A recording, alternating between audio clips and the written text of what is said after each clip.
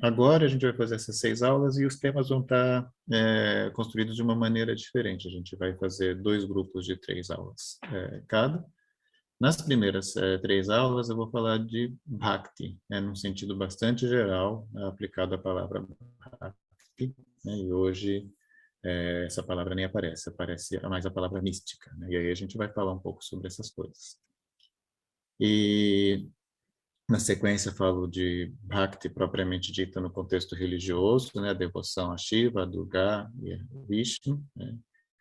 E na terceira, a gente vai falar sobre Bhakti na literatura poética, né? Uma literatura poética, erótica, né? Onde a devoção e o apaixonamento são tratados analogamente, né? Então, a gente vai lidar. E no de hoje, nós vamos falar no sentido de uma devoção, né? Mais um campo místico, né? Que eu chamei devoção com os pés no chão ou para pessoas de carne e osso, né? São dois nomes possíveis para a intenção que eu quero construir aqui. Aí o segundo ciclo, nós vamos ter 3 aulas sobre o mesmo tema, que é pensando então na ideia da universalização do corpo. Então a gente vai percorrer nessa universalização do corpo ou do indivíduo, né, como eu nomeei, a quarta, quinta e a sexta vão ser a cognição como centro que une indivíduo e divindade na doutrina Pratyabhijna, então a doutrina do reconhecimento de si, faz, né, um processo de absorção da consciência individual na universal por meio dessa partícula chamada conhecimento, no sentido de percepção. Esse é o ponto que une os indivíduos à consciência universal. O poder, né, que ambos têm, que é o mesmo poder, de perceber realidades, né, de objetificar, né, de ter relações objetivas, e objetificar no sentido da consciência universal que se torna objeto de si mesma, né? Então, ela se auto-objetifica, ela se consolida. Aí, a aula 5 vai ser Sol e Lua, conjunção entre corpo, ritual e cosmo, Hatha Yoga. Então, a gente vai pensar no simbolismo do Sol e da Lua como uma forma de projetar no nosso corpo, quando nós praticamos Hatha Yoga, certas categorias universais, e essas categorias universais são como ímãs, né, que nos atraem, então, para uma experiência que transcende a individualidade, uma experiência, então, do nosso corpo como o universo, né? Então, o Sol e a Lua vai estar aí.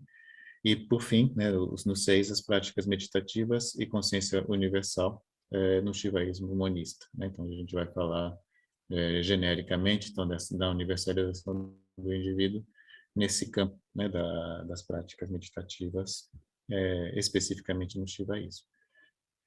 Então, são 2 grandes tópicos, né, que aparentemente são diferentes, né? A Bhakti envolve um outro, né, e a universalização do indivíduo não envolve um outro, envolve uma fusão, né? Então, envolve, se a gente quiser usar os termos indianos, um é Dvaita e outro Advaita, né? Um Dvaita dualista, quando você tem uma devoção a um Deus ou uma deusa exterior, e no caso da universalização, a gente tem o objetivo, né, de ser, né, a própria consciência universal. Então, a gente vai fechar esse ciclo, né? Hoje, a Lala, ela começa dentro dessa tradição do shivaísmo, por onde a gente termina, né? Mas de um ponto de vista de uma certa materialidade da experiência, né?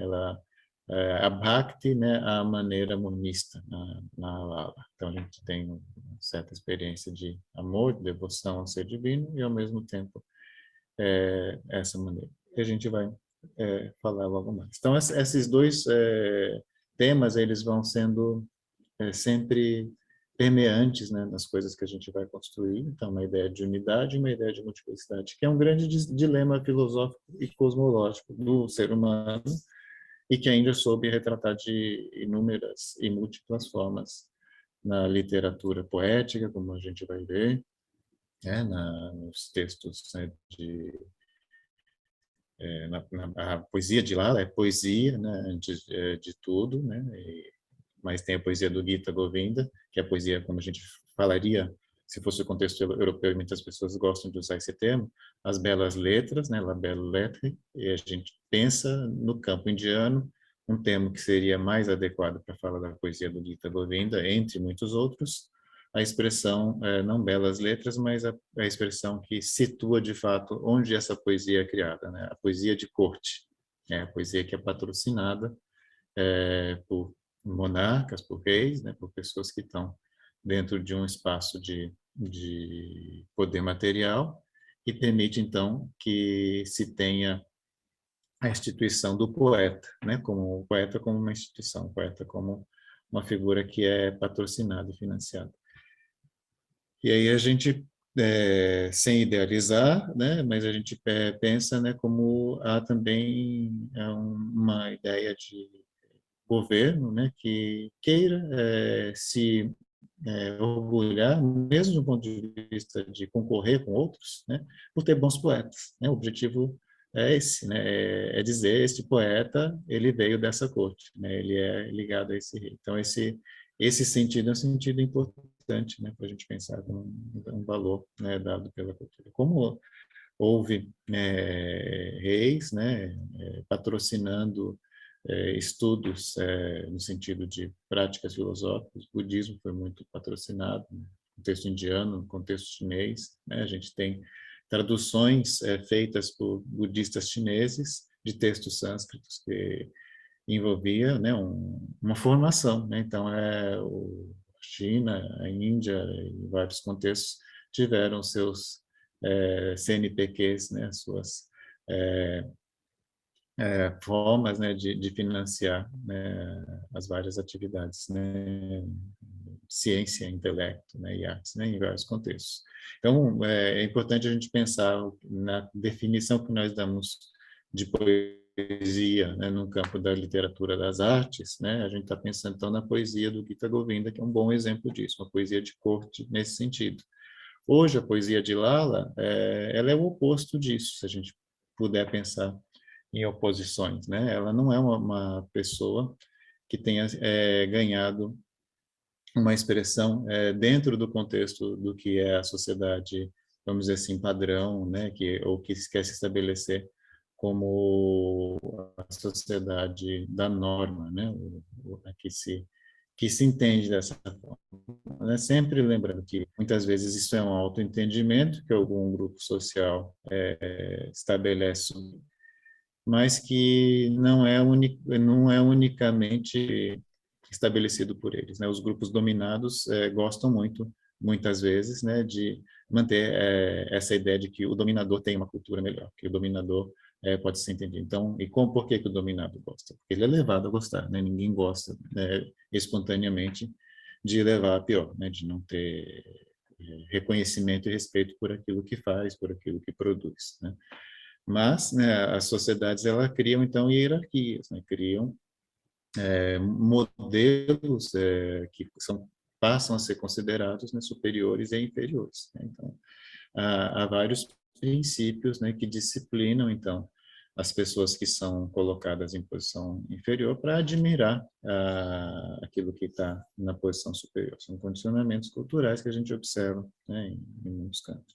Por outro lado, existe também quem dentro de uma cultura seja capaz de olhar de forma mais crítica aquilo que é o entendido então como o superior, né? Entendendo então que essa palavra superior ela não é absoluta, a gente entende ela como relato ao que aquela cultura propõe. E aí então nós temos certos elementos que nós chamamos de contracultura, né? Começa então a surgir alguns tipos de literatura, algum tipo de arte de maneira geral, na mística, na religião, né? Muitas vezes começa a aparecer também, né, de muitas formas. E nesse sentido a gente tem um grande problema, não só na nossa contemporaneidade, por exemplo, se eu quiser procurar contracultura, vai ser difícil encontrar nos canais mais habituais, né? No YouTube, por exemplo. É difícil encontrar contracultura no YouTube, né? Uma vez que não quero criar aqui uma norma absoluta, porque isso não nos cabe aqui, muito menos a mim, né? Falar de contracultura dessa forma. Mas é quase que um princípio oposto, né? A contracultura está no YouTube, por isso que eu digo que seria muito difícil, né? Uma das vozes dominantes da nossa sociedade neste momento é justamente a algoritmização da vida, né? Fazer com que a nossa vida seja regida por algo que a gente vai ver, o que a gente vai deixar de ver, as postagens de quem a gente vê, que vídeo que o YouTube vai. Então, isso é um tema muito central para a nossa cultura, né? É um tema que está mudando regimes políticos, né? Está criando situações com as quais a gente não esperava lidar a essa altura do campeonato, né? Enfim, isso para dizer para vocês, assim, num bom exemplo, né, que fica difícil encontrar quem realmente, de fato, se estabelece de maneira radicalmente oposta, né, a uma determinada cultura. Sempre lembrando que isso do YouTube é um exemplo muito relativo, né, que a gente pode pensar de uma maneira diferente de como eu construí aqui. Apenas para dizer da visibilidade dos textos sânscritos em relação a tanto o que poderia ser um pensamento crítico com relação à cultura, como aquilo que poderia ser um pensamento apenas desviante, né? A literatura sânscrita, ela se estabeleceu como uma prática de transmissão manuscrita que sempre dependeu da vontade de quem está financiando essas reescrituras, né? Lembrando que manuscritos precisam ser renovados de tempos em tempos, né? Os manuscritos, eles se desgastam por conta das forças naturais, né? Por conta da umidade, mofo, e por mais que alguns deles sejam muito bem preservados, quando a gente vai ver um manuscrito, por exemplo, do século X, quer dizer, um milênio, às vezes está em péssimas condições, né? Muito frequentemente em péssimas condições. O que a gente tem são manuscritos mais recentes, mesmo que de textos mais antigos, século XVII, século XVIII, né? 16, 15, dependendo do texto. Então, a gente tem manuscritos de muito menos séculos do que das datas desses textos, né? Que às vezes são textos de 500, 700 a.C., né? Como muitas das Upanishads que nós lemos. O Yoga Sutra no século V, né? E assim por diante. Então, a gente precisa entender que esse trabalho de copistas, né, não é um trabalho desinteressado, que vai copiar tudo e qualquer coisa, né? Vai copiar aquilo que pertence a um certo grupo, a um certo estatuto, né? E aquilo que já se tornou um clichê nesses estudos, que nós sempre repetimos, a cultura sânscrita, ela é masculina e bramânica, né? Então, ela vai sofrer dessa deficiência de não nos apresentar mulheres, né? E não bramânicos, né? Mulheres não bramânicas, então, mais difícil ainda, né?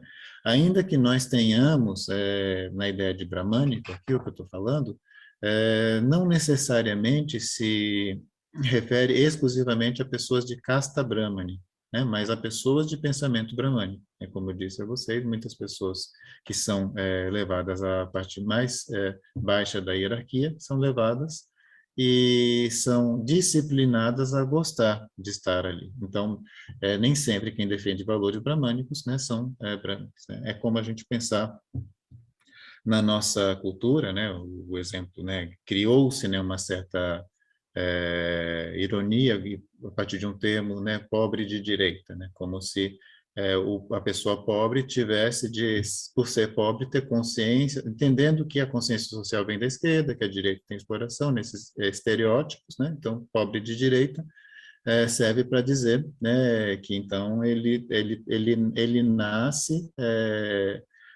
dentro de uma situação de pobreza, né, torna-se pobre, enfim, e deveria ter consciência de que o sistema dele ideológico seria pré-esquerda, uma vez que ele está nessa condição, né, dentro dessa visão estereotipada, né, da política e da economia. Na verdade, não deveria haver ironia nenhuma, né? Assim, as pessoas que criam e usam isso ironicamente, elas estão, claro, a gente entende a brincadeira, ela não precisa ter um compromisso lógico total, mas do ponto de vista do estudo das sociedades, como a sociedade se estrutura, não há nada mais natural do que pobres serem de direita, né? Não há nada mais natural do que pobres defenderem o sistema que os oprime. Caso contrário, o sistema não existiria dessa forma. Se fosse óbvio que uma pessoa não pode dominar 1000 pessoas, parece óbvio se a gente contar, né? Mas uma pessoa domina 1 milhão de pessoas.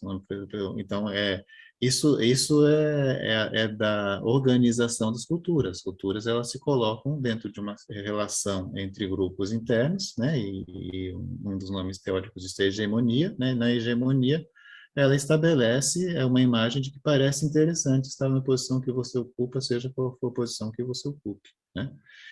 E então, o pensamento bramânico, quando eu digo, não é necessariamente bramânico no sentido de brahmanes apenas, né? Mas o pensamento que concorda com esse sistema de valores. Daí a importância de nós produzirmos sempre um estado de atenção, né? Atenção constante sobre as possibilidades de enxergarmos nesses textos que têm essa estrutura, aquilo que é o oposto disso, né? No caso de uma literatura como a da Lala, a gente vai ter uma literatura que não é sânscrita, né? Eu já vou falar um pouco da história da Lala, mas isso é importante a gente explicitar agora. Ela foi poesia oral, né? Em princípio ela não escreveu, e registraram, né, isso. E a língua na qual ela falava era Caxemire, né? Eu já vou falar um pouco mais sobre isso, mas é importante vocês saberem disso para eu não induzir vocês errado, pensarem que ela compôs em sânscrito. Mas é justamente nesse campo de ela não ter composto em sânscrito que a gente consegue ver, né? Porque ela não teria composto em sânscrito, né? Porque existem fatores de limitação cultural praticamente intransponíveis e a gente tem que pensar um pouco nisso também. Então, o que eu estou dizendo é algo que precisa ser explicitado, né? Nós não temos, né, autoras mulheres na literatura sânscrita, né? Então, a excepcionalidade não faz com que a gente possa dizer que nós temos, né? Eu não sei falar o nome de uma mulher autora de uma obra sânscrita. Eu trabalho com isso e nunca fui parar nisso. Eu sei falar, né? Trabalho com isso, faço isso o dia todo, sei falar dezenas, centenas de nomes de autores, né? Homens, né? Então, mesmo que haja excepcionalidade, não vai simplesmente dizer, afirmar a regra, né? Que são, e a gente sabe que pela história social da Índia, o sânscrito poderia ter sido até ensinado a certo ponto às mulheres, mas um ponto muito básico, né? Um ponto que não levaria a ter o prestígio dentro da literatura.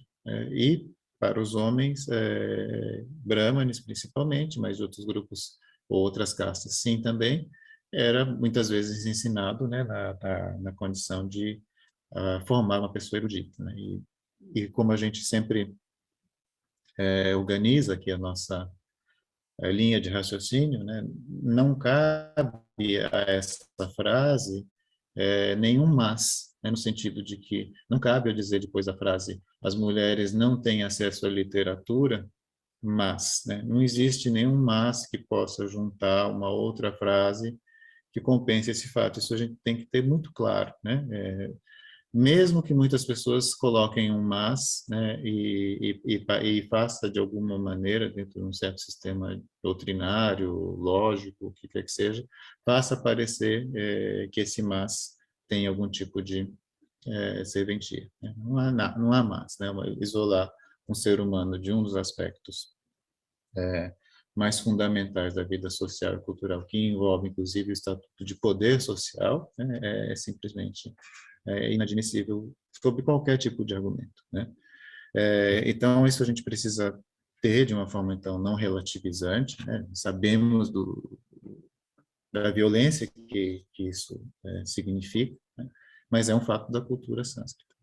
Então, quando nós temos uma autora como a Lala, nós temos uma pessoa que possivelmente, né, o que tudo indica, com grande chance essas informações são certas, ela viveu no século XIV, né, no século XIV, nessa região que nós chamamos de Caxemira, que é uma região grande, né, seria em princípio próxima a onde é a cidade hoje, Srinagar, né, do lado indiano. E aí nós já precisamos também criar todo um contexto de pensamento, né, que, sobretudo para quem tem um pouco de visão histórica e política da Índia contemporânea, onde nós temos então a Índia, o Paquistão, divisão feita de forma a imaginar estados relacionados a religiões, né, que é fonte de enormes conflitos que a gente vê nos jornais noticiários, que agora nós estamos tendo a sorte de estudar também isso nos cursos nossos do Asha. Não é fazer merchandising, não é nada disso. É que realmente eu preciso, né, a gente precisa dar os créditos às pessoas que nos ensinam, né, algumas coisas. E nesse caso, né, a professora Mariana Alves, né, que está dando esse curso de História Contemporânea da Índia, tem mostrado, né, muitas coisas muito interessantes e que fazem a gente entender, a partir da compreensão da Índia contemporânea, muitas das coisas antigas que nos interessam aqui, né?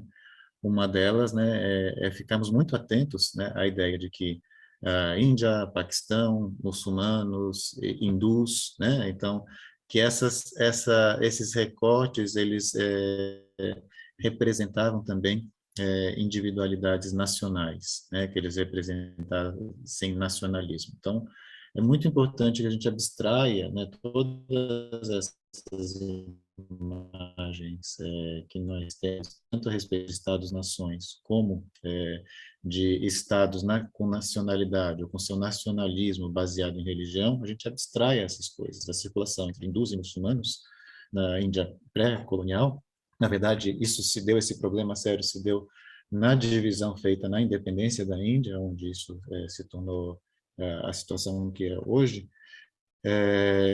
Então, de pensar na antiguidade, muçulmanos, shivaitas, vishnuítas, shaktas, né? A gente precisa pensar até numa relativização da palavra hindu, né? Que a palavra hindu também é uma construção recente. Então, esses grupos se davam de uma maneira que na mística não fazia tanta diferença se era um místico de Allah, um sufi, ou um místico de Shiva, um místico de Vishnu, um místico da Shakti, né? Ou uma mística, né, de cada uma dessas. Existia a linguagem, a literatura, a língua, né? Muito nesse contexto era feito em persa, né? O sânscrito, para todo esse grupo de práticas que nós chamamos de hinduísmo, e o persa, predominantemente para esse universo erudito, né, de uma literatura que envolvia, então, o Islão, né, que envolvia o Corão. Claro, o árabe ali, na língua base, mas o persa já como uma língua bastante influente. E o caxemire é uma língua que começa a ter seus traços de individualidade em torno do século X para o século XI, começa a ter uma expressão literária um pouco depois, e a Lala está ali no século XIV, né, falando Caxemire. Então, isso é um fato importante para nós, para entendermos que a poesia dela é uma poesia de uma pessoa que foi relegada às coisas do mundo. Né? O conhecimento daquele Deus inefável, absoluto, supremo, é algo que faz parte também de uma certa condição material, né?